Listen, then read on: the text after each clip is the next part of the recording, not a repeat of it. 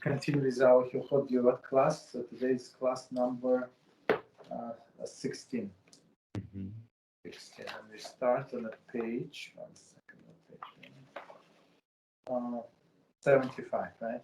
Awakening the accuser. Mm-hmm. So Sifrei states that HaShem, as it were, does not want to associate with gossipers and rescue them from troubles. Zohar states, Barsha Shlach, Rabbi Shimon said, if everything is the Holy One, blessed is he for giving, except for Lashon Hara. The reason for this is perfectly clear. When a Jew speaks Lashon Hara, he causes accusation in heaven toward the Jewish people. In the words of Zohar, Parashat Pekudei, this sin brings plague, sword, and murder to this world. Woe to those who awaken this evil force, who do not guard their tongues and pay no heed to this. They do not realize that the ways of heaven are reflective of the ways on this world, both for good and for bad. Through evil talk, Satan is aroused to voice accusation against the world. So basically, every time we do Lashon Hara, there's like a prosecutor, which Satan is the prosecutor, right? So, and we give him power by speaking Lashon Hara. Right. So now he has a second witness. So only 2 witnesses can testify in court. Right. So he's the one witness, and he said, "Oh, look at this guy. The one that you spoke. He's my second witness. The one you spoke about, right? The one who is speaking, like the one is speaking about, let's say, Yitzchak. I said, yeah, I told you about Yitzchak. You thought that I'm aligned. He's my second witness. And so this person who speaks Lashon Hara, and Lashon Hara, we said it's true, and so he testifies and he brings all of these plagues and sword and murder to the world. Right. Okay. So a father's great love for his child can impel him to make allowances for the child's bad behavior. When a father is forced to rebuke his child, he does it lovingly with abundant compassion. However, if people come to the father and report that they witnessed how the child quarreled with others over nothing, and that he embarrassed and ridiculed his peers, the fathers will have no alternative but to take strong measures to ensure that his child mend his ways. Okay, so basically, Hashem is like our father, and it's like embarrassing, like that, where his kids doing this in a way, right? In a way. And other people are telling whatever they're telling is true, and it's embarrassed, like when you're a kid, right? When somebody else is doing okay, but when it's somebody like somebody close is close, and when your friend is embarrassing himself, he's lying, he's drunk, let's say, right? So you're embarrassed. When other person is drunk and he behaves stupidly, so you don't care as much. Yeah. You understand? That's and so Hashem has shalom, but he has to take actions. Right. Okay. So Hashem loves the Jewish people with deep, unfathomable love. In the words of the prophet, is Ephraim my most precious son or a delightful child? That whenever I speak of him, I remember him more and more. Therefore, my sinner self yearns for my inner self yearns for him. I will surely take pity on him. Of course, Hashem is well aware of all that transpires both in public and in private, as it is written, can a man hide in a hidden place so that I will not see him, says Hashem. Nevertheless, out of his great love of Israel, he is slow to anger and seeks to find merit for his nation, as it is written. He gazes at no iniquity in Yaakov. His infinite wisdom, Hashem has decreed that his judgment of man reflect the intricate intercessions and accusations of the heavenly angels. When the accuser comes before him to relate the sins of his people, then he feels compelled, as it were, to respond. And it is those who speak Lashon Hara who cause the accuser to speak against the Jewish people. Mm-hmm. So basically, we are forcing Hashem up against us. He does not want, but when this accuser comes, he has no choice. Right, because now there's people like seeing him, and it's out in the public. So if he tried to cover, right, it's not cover, like it's not he's trying to twist the judgment, but he's trying to delay the judgment. Right. You understand? And when people act like that, he has no choice. Right. So let's continue.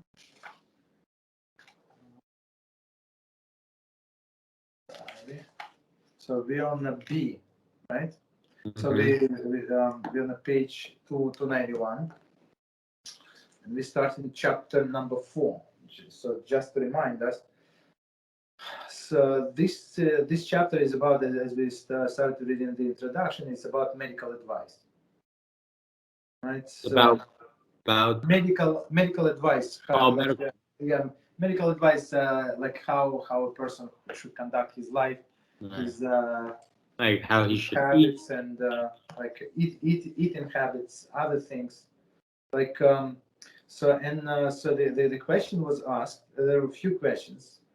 Just try to remember a few questions. One question was asked: was this advice is taken directly from the Torah, right, or it's from the science and science, maybe not Jewish science, right? And, as we said, so Rambam is open. He said, yes, something came from non-Jewish science, and if it's true, doesn't matter. It's not part of the Torah, Right. But it's still advisable to do. And the second question was, is it applied today? So that was the second question. Right. Okay. So continue with the B. Mm-hmm. Should these points of advice be followed at present or not? Okay, so okay, that's the question. Mm-hmm. The author of this text is not the authors of this text are not doctors, and for this reason have no way of evaluating the medical value of advice given. Neither is the unanimity. Sorry, thank you. Unanimity of the opinion on this matter among the medical authorities. Some say yes, some say no. Okay. Many contemporary doctors see this advice as sophisticated for the Middle Ages, but irrelevant in a light of the contemporary medical knowledge. In contrast, many naturopaths and practitioners of holistic medicine see Rambam's advice as a medically sound. Mm-hmm. So basically, but plus we have to remember the nature of the people change, right? Right. The food change, so the food is different. Different diseases, everything's different now. Yeah. It appears that Rambam also followed the holistic approach to medicine. I think he texted me. 1 second. Let me. Yep. Hold on. Let me just quickly check my end. HK.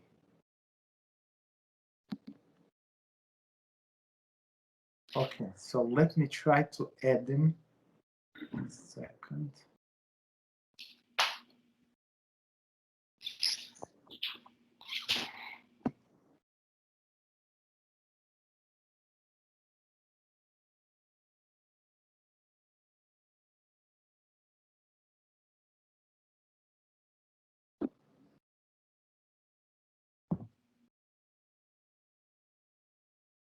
Okay, so we call him now.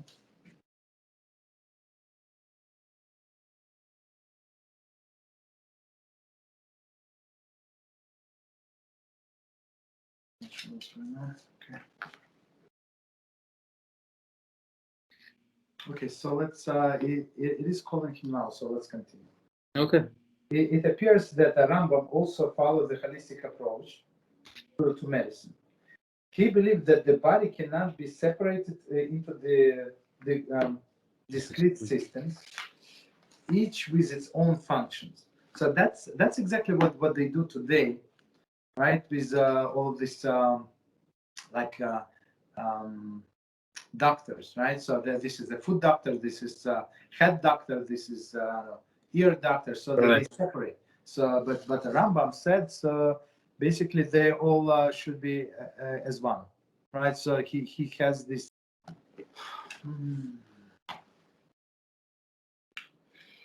Okay, so the so Ram, so this commentary is saying the difference between Rambam and all these modern doctors, that they separate the medicine into separate parts, the body into separate systems. But Rambam he has like all of this like generic approach, like general, so the whole body should work, right?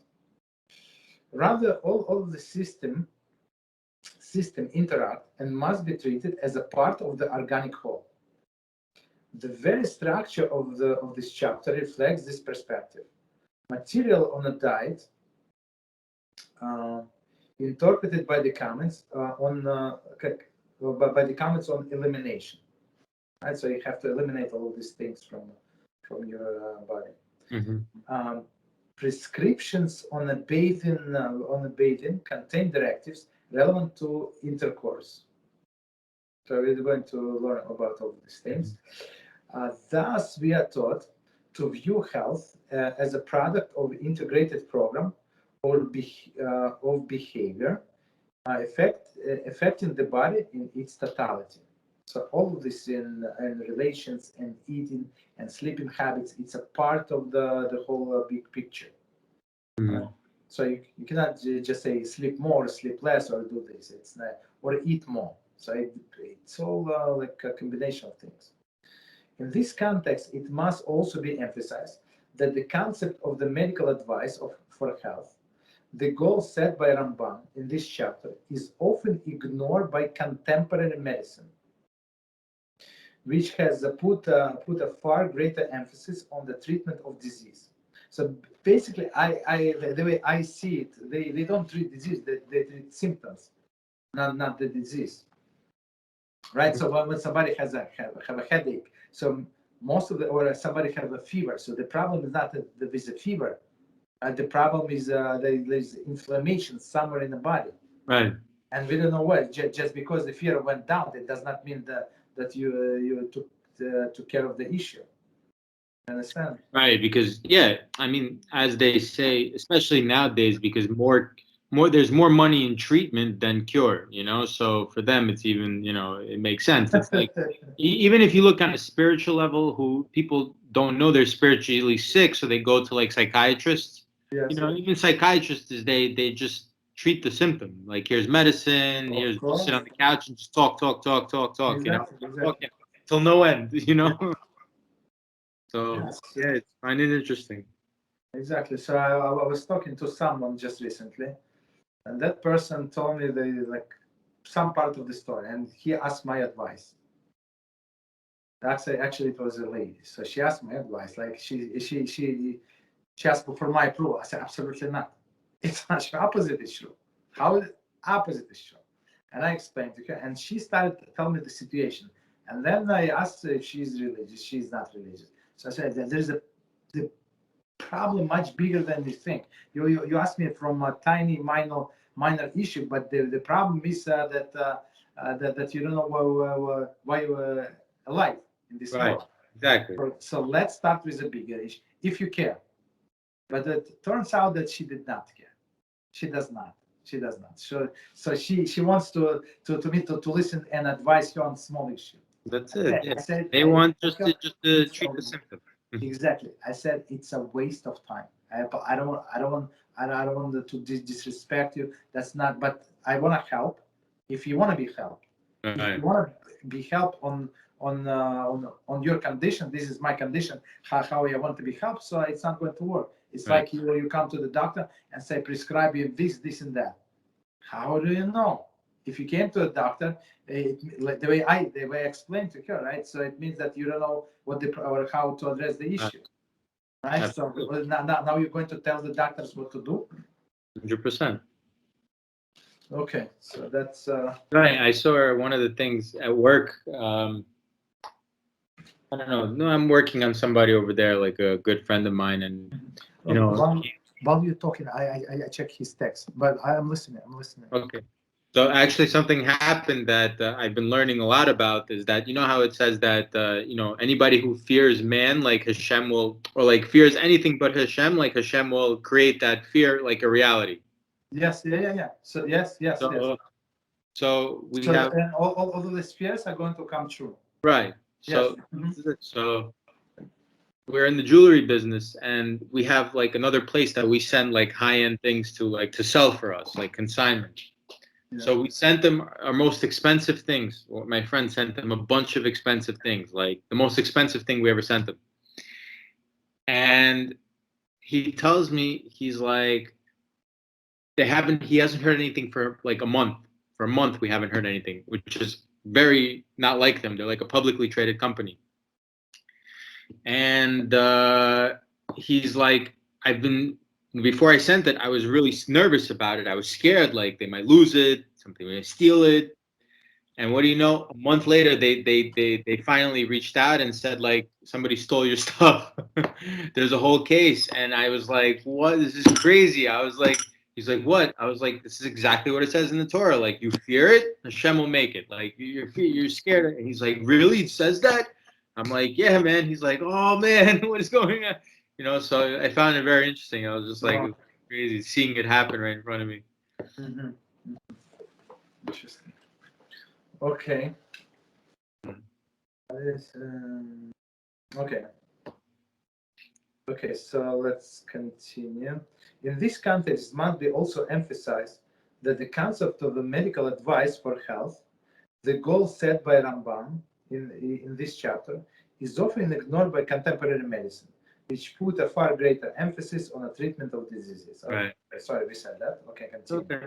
The possibility that Rambam's directive for health are no longer applicable has also been considered by the rabbis. Okay. Though we find his statement quoted almost verbatim by many sources, including text of as late as date of Kippur Shulchan Aruch, he just Kippur Shulchan Aruch. I think he was 1700s with us, I think, and he just copied all of this advice. Not all of it, but many advice is just copy and paste exactly. Chapter 32. Others Rabbi explained that. Makeup of our bodies has changed, as we said, and that some of the principles may no longer apply. See Rama, Eben Chaezer 156, Maget Avraham 173, Yad Shel Shlomo, Hulin, chapter 8, and Shulchan Aruch Harav 179, where this concept is explained in a number of different contexts. Okay. And C. Okay. Is there a contradiction between the advice given in this chapter and the halachic directive mentioned elsewhere in Mishneh Torah? So now the third thing. In a number of the places in this chapter, we found both explicit and implied conclusions that do not agree with the statements made elsewhere in the Mishneh Torah. Okay, so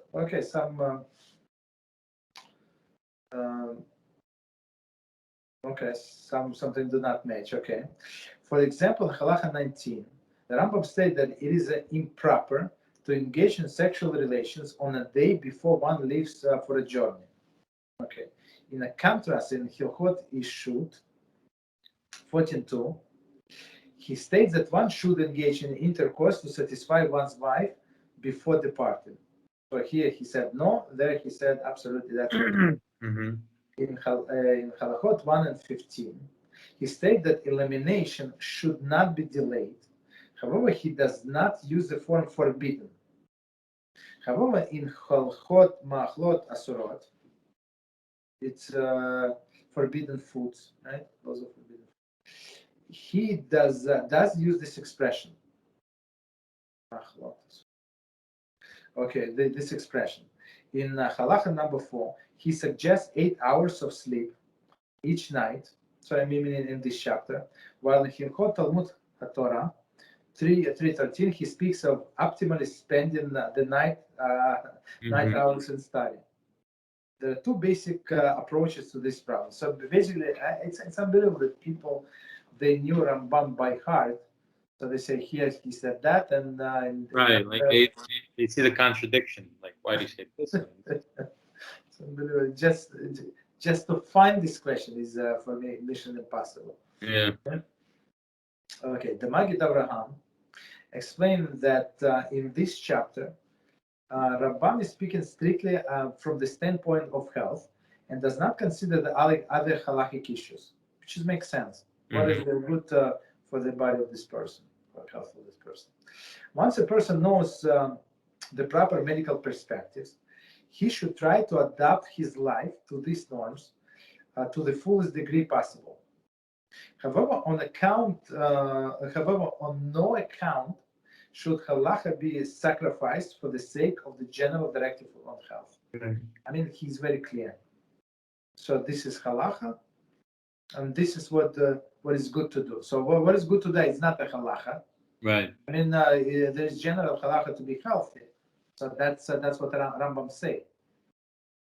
He's saying, right? All of this directed to be healthy. Okay. So B.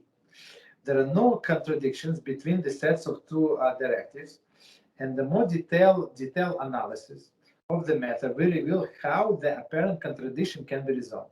For example, in regard to intercourse before departing to the journey, the Rama, or 240 C15, explains that the obligation applies when a journeyed by a coach, and the prohibition when journeyed by foot. Okay, so meaning, so he say when he's journeyed by a coach, there is not a big strain, so he can be his wife.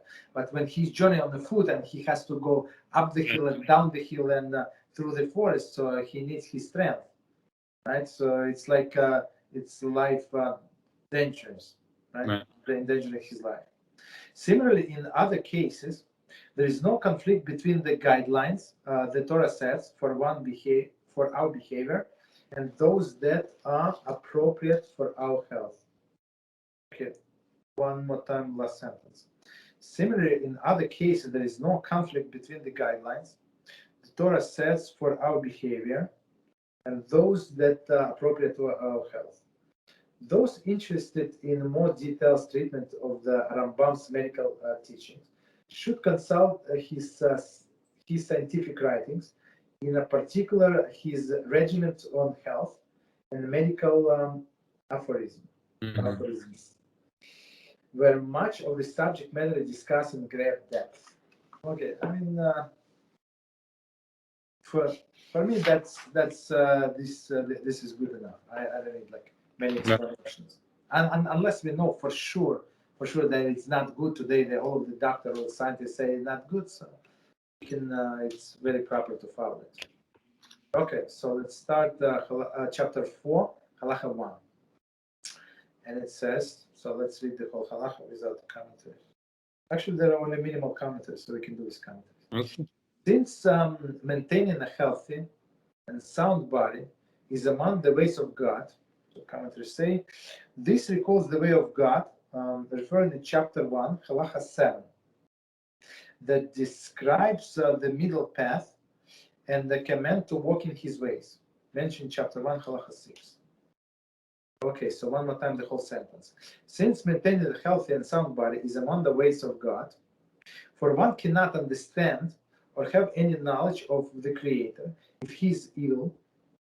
Therefore, he must avoid that which harms his body and accustom himself to that which is healthy and helps his body become stronger. So basically, his Rambam is very clear. So when a person is sick, and unfortunately I knew sick people, and so their mind is not there. Right. So you cannot talk logic to them. You cannot explain. I mean, they're going to listen to you, but it's not. They're not there. They're in their pain, in their upcoming procedures, and upcoming chemotherapy, this therapy, that therapy, surgery. So that's why Rambam said you have to, in order to know HaShem, and knowledge of HaShem, right? So you have to be healthy. Otherwise, it's very hard. Mm-hmm. The guidelines. I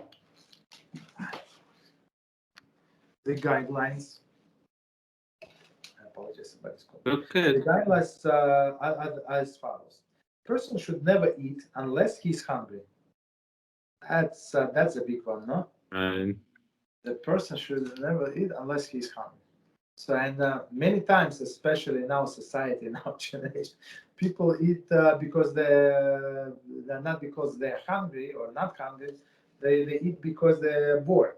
They're bored because they can, because there's so much food, Exactly. snacks. Because it's tasty. Right? So I mean, like when I read this chapter before, right, and I read the introduction. So after you read Rambam, so it makes so much sense. It's like simple and straightforward. So I mean, It's interesting because before I was religious, I was into health and fitness and nutrition. Yeah. And I was very into this well, at least I thought it was new. This new age of my diet, which is how I help people achieve weight loss, was eating only when they're hungry, which turned out to be like once or twice a day, no snacks. Stop snacking. Okay. It's a new thing. And now I'm reading that this was written 1,000 years ago. I'm like, there's nothing new about it. This is just like, this is crazy. And it's when you say 1,000, it's a little less than 1,000, but it was only when it was recorded. So Right. it means that the knowledge was before, of course. Right. 100%. In the Kippur, those guys probably ate like once every couple of days because who knows? Exactly. So one more time the sentence. Mm-hmm. The guidelines says as follows: a person should never eat unless he's hungry, not drink unless thirsty. Okay, he should never put off relieving himself. Also very important, even for an instant. Rather, whenever he feels the need to urinate or move his bowels, he should do so immediately. Mm-hmm. See Hilchot Machlot Asurot, not the introduction to this chapter. So basically, like it is prohibited to hold yourself back, because all of this, when you need to go to the bathroom, you have to understand that it is a poison that is inside of you. Right. And if you leave it there, for sometimes, like if a person can go to the bathroom for a few days, it's like the poison started coming back inside of the body. Mm-hmm. So it's very dangerous. Very dangerous, yeah. Okay. So I mean, it's simple advice, but okay. I mean, it's true because it's simple advice. It's a mitzvah, but there's still, even I remember before I was religious, I would still hold in my pee like people are lazy to go to the bathroom to pee. They'd rather keep laying down. Exactly. That's a big thing. Okay, so let's continue. One should not eat until his stomach is full. Rather, he should stop when he eats that he has eaten, close to 3/4 of the full satisfaction. So let's see number 4, and then we discuss. Note also chapter 1, halacha 4, and chapter 5, halacha 2, when Rambam counsels eating no more than one's basic needs. Okay, so basically, like what I noticed long time ago. So when you sit around the table, there's nothing else to do. So people talking, they continue eating. So if for example, when I eat, let's say I eat lunch, dinner, whatever I eat. So I finish it. That's it. I said the blessing, and I left, and I started doing whatever I was planning to do. But when people, because I know that's I have this 10 minutes, 15 minutes to eat, that's it. I'm done. But if people sit around for 3 hours, 2 hours, whatever, what else are they going to do?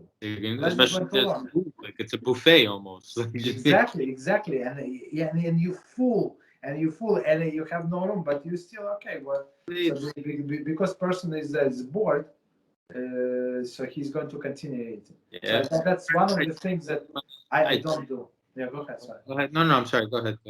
So I'm trying not to go to all of these gatherings when there is food.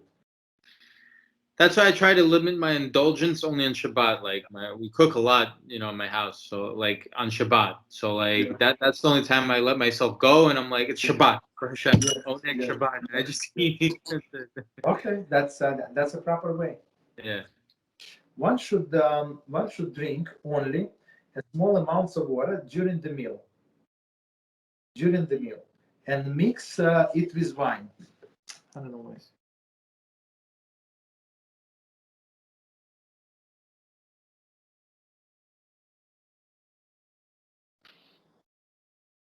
Mix it with wine. Okay. So the drink small amount of water, mix it with wine.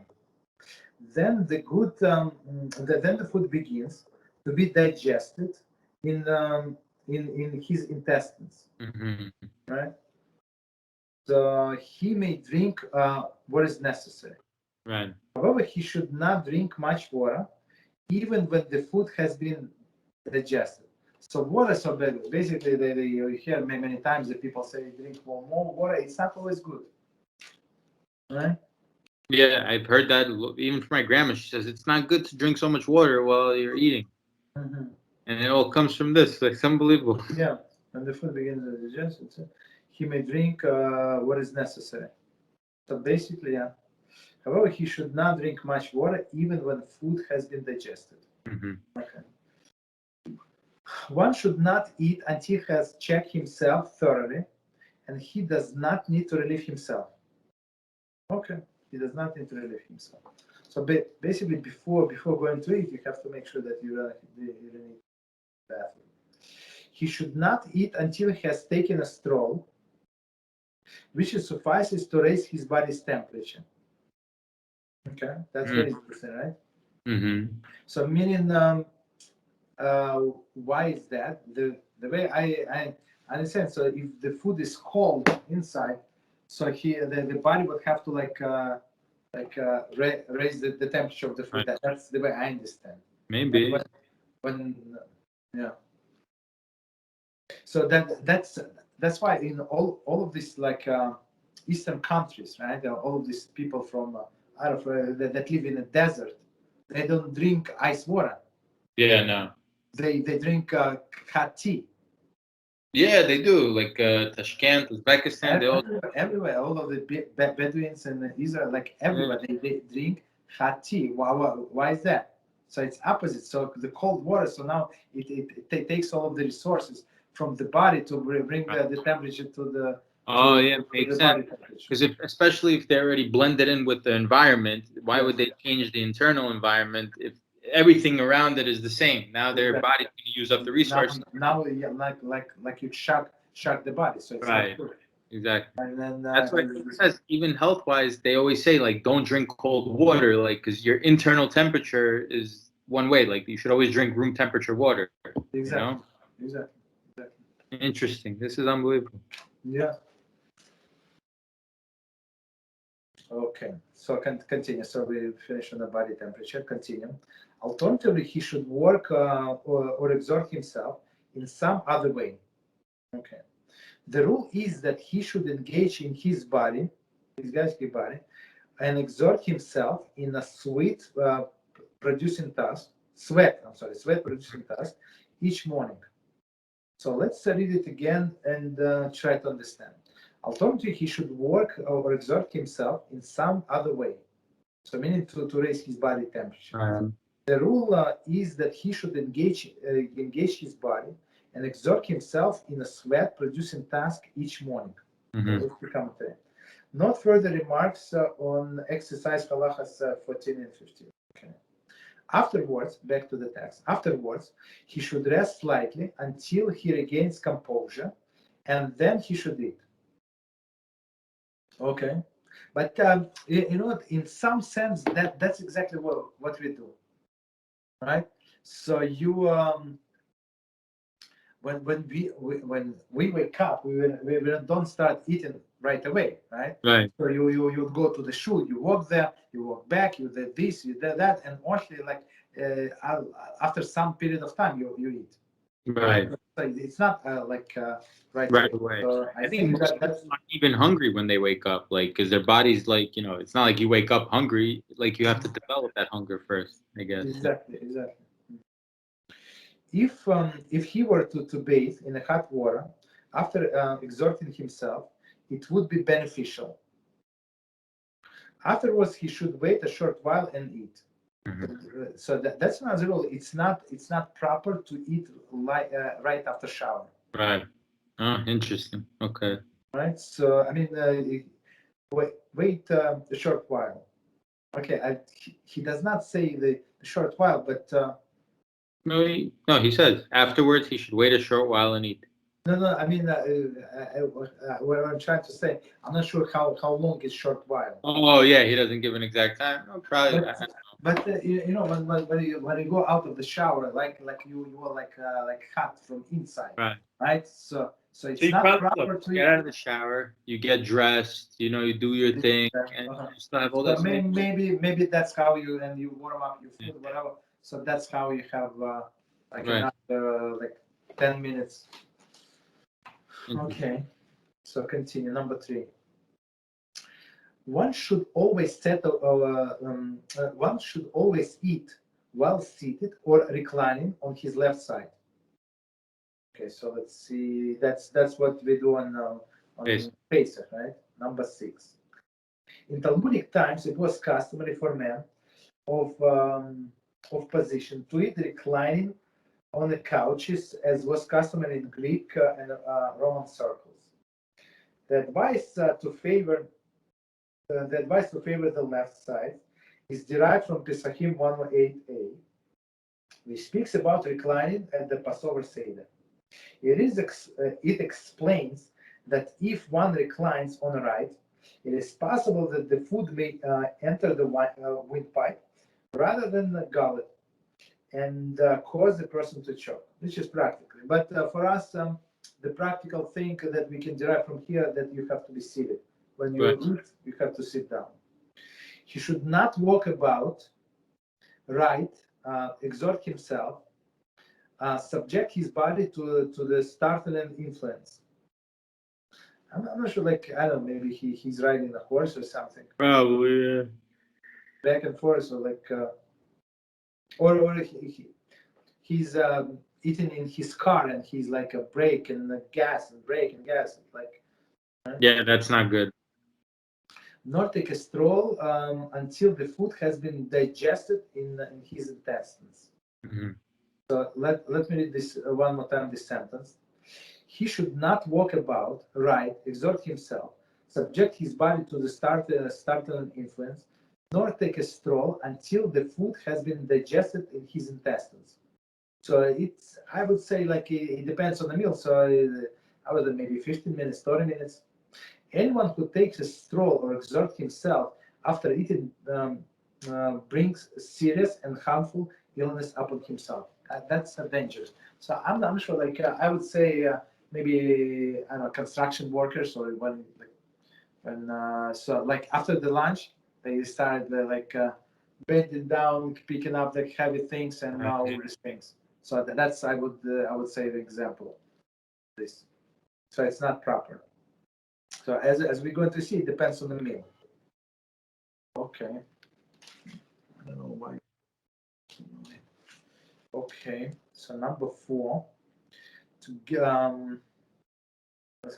Number 4. Together, day and night, make up a period of 24 hours. 24 hours. It is sufficient for a man to sleep a third of this period. One more time. Together, day and night, make up a period of 24 hours. It is sufficient for a man to sleep a third of this period. 1/3. There is 8 hours. 8 hours. Number 7. Hilchot Talmud Torah. Rambam speaks of spending one's night in a study of the Torah. Okay, so as we said before. Right. So here he said, 8 hours. This should be toward the end of the night. That's very interesting, right? So that there would be 8 hours from the beginning of the sleep until the sunrise. Thus, he should arise from the bed before sunrise. That's very interesting. Before sunrise. Okay, that's what I'm trying to do. That's what you're trying to do now, to get up before sun? No. Actually, now because it's a summer, so it's harder thing to do. But basically, I'm not sure what time is sunrise. I think it's like almost 5 a.m. or something. No, like I up before 5. Yeah, I think you're fine. I think I have to start that's as early. before 5. Yeah, that's as early. Okay. Okay, so continue. Number 8. It has been suggested that Rambam wishes a pre-sunrise awakening to allow for reciting the Shema, right? To end with sunrise. So start Shema before sunrise and end with the sunrise. Okay. Hilchot Kriyat Shema. All right, that's why he said wake up before the sunrise. Okay, so let's do a little more. So number 5, one should not sleep face down on his back. So somebody just asked me this question. I have a guy who is in a camp now, right? So he asked me, he texted me like very early. So he asked me if he should wake up somebody, right? A boy in his camp. He's sleeping on his back, right? I said, absolutely, what are you talking about? But okay, well, one should not sleep face down on his back, but on his side, on his left side at the beginning of the night. So I always try to remember, but I don't know, it never works. On his left side, beginning of the night. Huh? You always try to remember what? To start sleeping on the left side, to fall asleep. Like you always like turning and tossing from left to right. So it's hard. It's difficult. I try to do it every night. It's just so hard. It's hard. Okay, beginning of the night and on the right side at the end of the night. One should not retire shortly after eating. That's see that's the problem, especially on Friday night. Or the whole Shabbos is against it. Like after you ate, you take a nap. Summer, Shabbos is late. Yeah, Shabbos is late in the summer too. You know, in the winter it's like early, so you can. There's a lot of time before But yeah, it's hard. It's hard. But I've noticed that I have a lot of dreams if I eat late at night. Like right before bed, if I eat, like my dreams are like out of this world. Like I dream. Yeah, it's not good, yeah, because they say that all of the blood goes from your head into the stomach to try to help to digest this food. Yeah, so yeah, it's not. I mean, Rambam knows what he's talking about. Yeah, So let's do from the beginning. No, let's finish up. He should not retire shortly after eating, but should wait some 3 or 4 hours. That's what I'm trying to do, like during the week. So, and it actually works perfectly. Right. So, but only the only problem that I have is Shabbos, like, unfortunately. Okay. One should not sleep during the day. That's clear. Okay. I mean, when somebody is tired and stuff like that, or too tired and he has lack of sleep, there's a different story. But in general, it's not. Yeah, Shabbos is exception. That's it's enjoyment of Shabbos. But otherwise, it's not recommended. Number 9, commentary. So we said that one should not sleep face down or on his back. Number 9. Hilchot Isurei Bia explain that these positions may cause sexual thoughts to be aroused. Right? It is a question was whether this is also the rationale for this advice being given here, or Rambam had other health reasons in mind. Maybe it's harder to breathe when he's sleeping on his stomach. Right? Maybe like and he put pressure on his like digestion system. That's my guess. Okay. So you have time, or do you want to stop? Tell me. You want to continue for another few minutes? Yeah, we got a few minutes. Yeah, Yeah. we wasted some time, sorry. So, number 6, the laxative food, such as grapes, figs, mulberries, pears, melons, certain types of cucumbers, and certain types of zucchini should be eaten first before the meal. Before the meal, one should not eat them together with the main meal. So that's let's see certain types of cucumbers. Number 10. Our translation follows a standard printed text of Mishneh Torah, which states the mini. I'm not sure.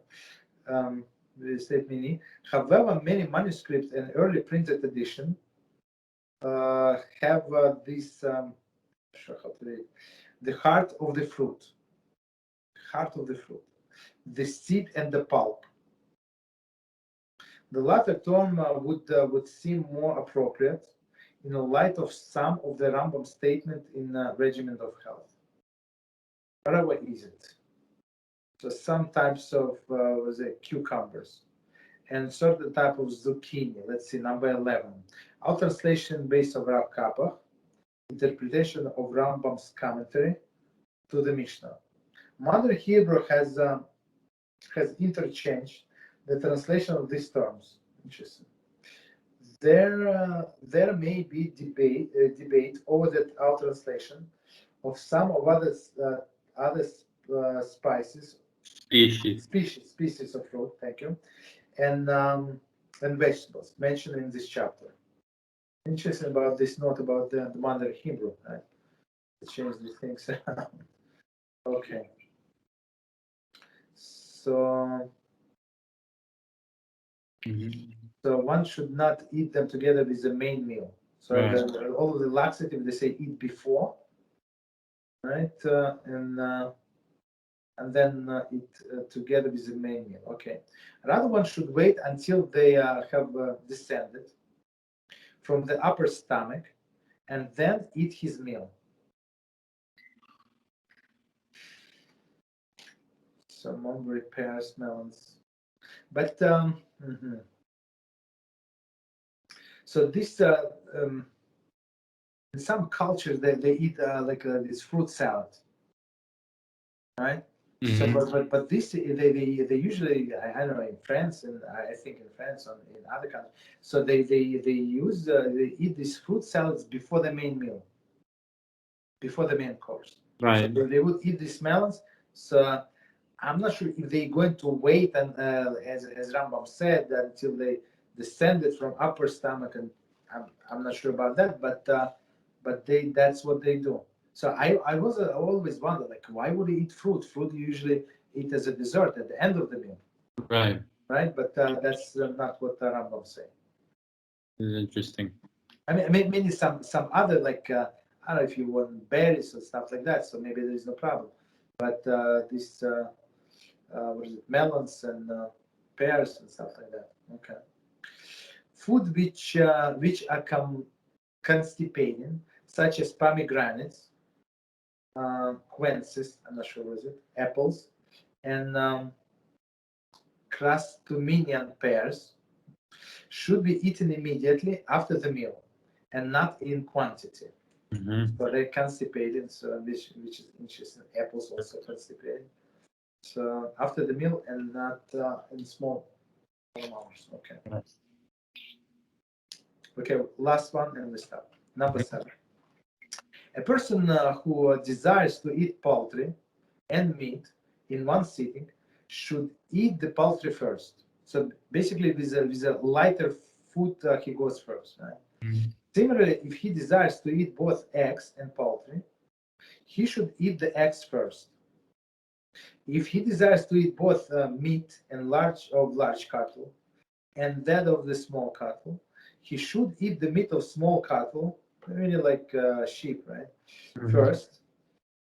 He should always eat the lighter fare first and the heavier fare afterwards.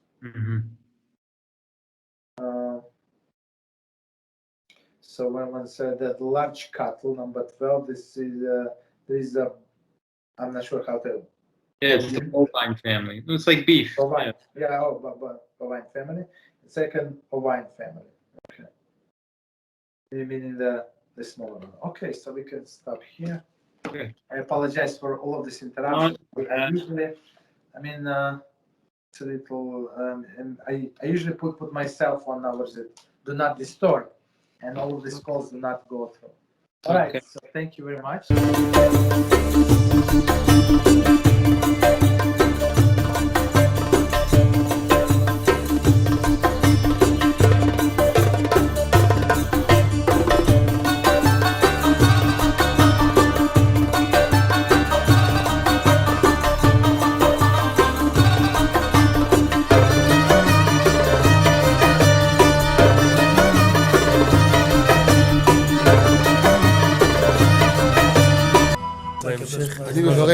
אני מברך את הרבנים, רגע. אני מברך את הרבנים, הרב ירון, ראובן, הרב אפרים, כחלון, ראשי ארגון בעזרת השם, שהלכו בפי עליון, שעלו מעלה, יהיה להם ברכה והצלחה, הקדוש ברוך הוא ימלא בלשונות ליבם לטובה ולברכה, שבכל אשר יפנו ישכילו ויצליחו, יזכו לעשות כאלה וכאלה, הודיעו תורה לאדירה, אמן ואמן. בעזרת השם רשת בכל הארץ. הוא היהודי הזה, הוא היה מיליונר, סגר את כל הביזנס, אמר אני משקיע פה בעולמה של תורה. איפה הוא גר? בפלורידה. פלורידה, איפה זה פלורידה? באמריקה. מיאמי. כן, ליד. אנחנו שם עכשיו הולכים להקים קהילה ספרדית. חזק אותו בשמי. קהילה ספרדית גדולה. תעבירו מה שבירכתי אותו. כן, קהילה ספרדית גדולה.